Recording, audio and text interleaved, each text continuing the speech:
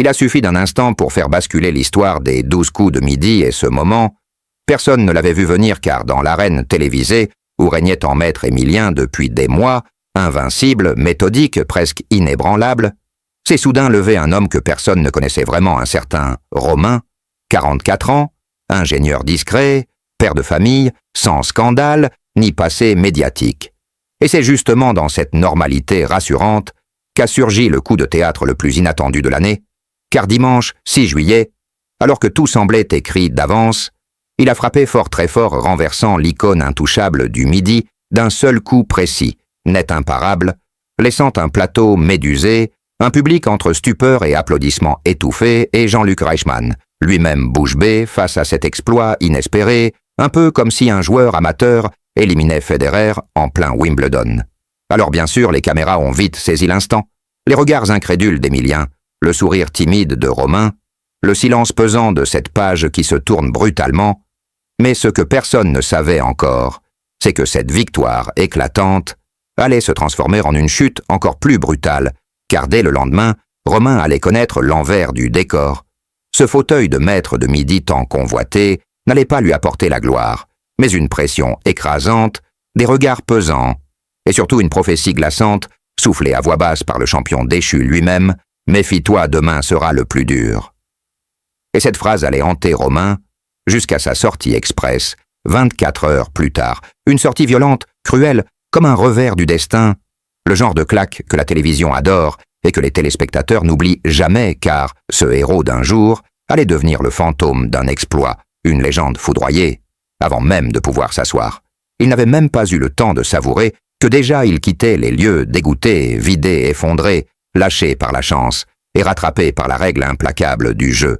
Et pourtant cette histoire, malgré sa brièveté, nous happe, car elle contient tout ce que le public aime, les grandes chutes, les surprises, les destins brisés, les regards francs, les tensions invisibles, et surtout cette sensation étrange que, dans ce jeu de midi où tout semble sous contrôle, rien en réalité n'est jamais écrit d'avance, si vous aimez ces moments suspendus où les émotions éclatent quand on ne s'y attend pas. Si vous voulez comprendre ce qui s'est vraiment passé derrière les caméras, ce que Romain a vécu, ce qu'Émilien a senti, et comment Jean-Luc Reichmann a tenté de reprendre la main sur une émission qui venait d'exploser en direct. Alors restez avec nous car cette histoire n'est pas qu'un fait divers télévisé. C'est un thriller humain, une fable sur la gloire, éclair, une bataille silencieuse entre humilité et destin. Et elle commence ici. Abonnez-vous dès maintenant pour ne rien rater de ce qui va suivre. Car la chute de Romain pourrait bien n'être que le début d'un bouleversement beaucoup plus vaste. Et ce que personne n'a vu venir, c'est ce regard fuyant, cette seconde d'hésitation imperceptible, juste avant que Romain ne donne sa réponse fatale. Car dans cette émission du 7 juillet, tout semblait pourtant réuni pour que le nouveau champion prenne son envol. Mais dès les premières secondes, une tension étrange s'est installée. Un silence inhabituel, un malaise diffus, comme si le plateau lui-même avait compris que l'histoire allait mal tourner. Car les caméras m'ont capté cette goutte de sueur, cette crispation soudaine sur le visage de Romain, quand la première question est tombée. Un piège subtil, dissimulé sous une apparente banalité, sur un terme historique mal connu, les dogues noirs de l'Empire. Une question vicieuse, floue, trompeuse, qui allait sceller son sort. Ce n'est qu'en coulisses que l'on comprendra que cette erreur n'était pas simplement un manque de culture générale, mais bien le fruit d'un engrenage plus profond, une perte de repère, une fatigue mentale fulgurante, liée à l'adrénaline retombée trop vite, car Romain n'avait pas dormi de la nuit, accaparé par la pression médiatique, les messages incessants, les appels des journalistes, et même une tentative de déstabilisation anonyme sur les réseaux sociaux, une photo ancienne sortie de nulle part, accompagnée d'un message ambigu qui l'accusait à demi-mot de tricherie dans un autre concours il y a des années. Et même si l'affaire était infondée, l'impact psychologique a été réel, car Romain l'a admis plus tard. Il est monté sur le plateau du lundi dans un état second, vidé et désorienté, et cette vulnérabilité a été perçue par ses adversaires comme des hyènes flairant une proie blessée. Ils ont joué leurs cartes avec une précision clinique. L'un d'eux aurait même murmuré une phrase troublante avant le duel. « Tu vas voir ce que ça fait de voler la gloire d'un roi ». Une phrase glaçante qui a résonné dans l'oreille de Romain comme une menace voilée, et dans ce climat quasi hostile, il a trébuché sur une erreur bête, et ce n'est que plus tard qu'un technicien a révélé un détail troublant. Le prompteur du public aurait brièvement affiché une mauvaise formulation. brouillant la perception de la question principale et renforçant la confusion générale. Mais ce détail n'a jamais été mentionné à l'antenne, comme si l'équipe voulait enterrer l'affaire.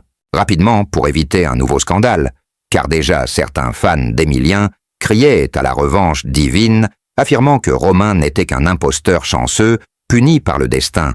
Mais ce que l'on ne dit pas, c'est que Romain avait refusé une offre d'interview exclusive, la veille proposée par une grande chaîne concurrente, qui voulait profiter du buzz en lui promettant une mise en scène spectaculaire. Il avait dit non par intégrité, voulant rester humble et discret. Ce choix lui a peut-être coûté le soutien de certains partenaires qui auraient pu l'encadrer. Le conseiller le préparait à ce qui allait arriver, car ce que l'on découvre aujourd'hui, c'est l'envers impitoyable du décor.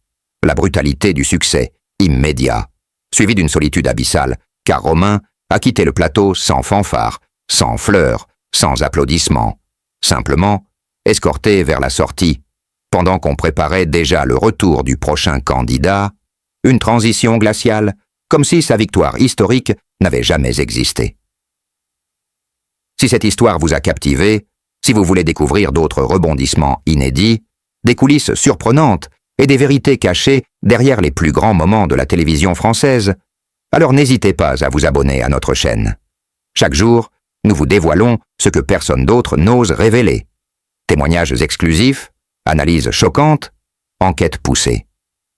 Rejoignez notre communauté dès maintenant en cliquant sur « S'abonner » et activez la cloche pour ne rien manquer. Votre soutien nous permet d'aller encore plus loin, de poser les bonnes questions et de vous offrir ce que la télévision ne vous montrera jamais.